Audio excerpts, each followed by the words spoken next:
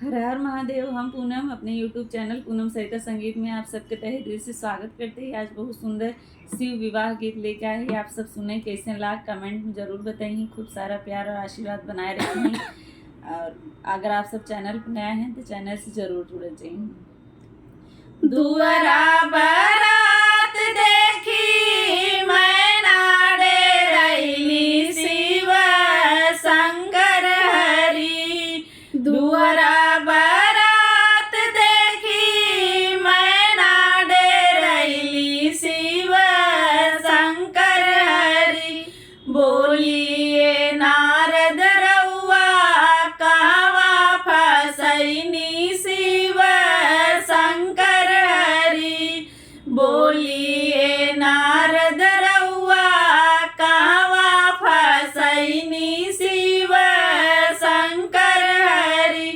करिया दामाद देखी मैना डेरैली शिव शंकर हरि।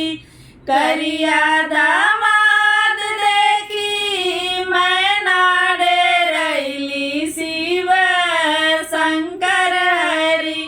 बोलिए नारद रउआ कहवा फसैनी शिव शंकर हरि। बोलिए नारद रउआ कहवा फसैनी शिव शंकर हरि। ऐसन दमाद देखी कापेला बदनवा। साप बिच्छू लटकल बाटे इनके गर्दनवा। ऐसन दमाद देखी कापेला बदनवा। साप बिच्छू लटकल बाटे इनके गर्दनवा। देखी देखी रूप मैना करली रुदनवा शिव शंकर हरि। देखी देखी रूप मैना करली रुदनवा शिव शंकर हरि।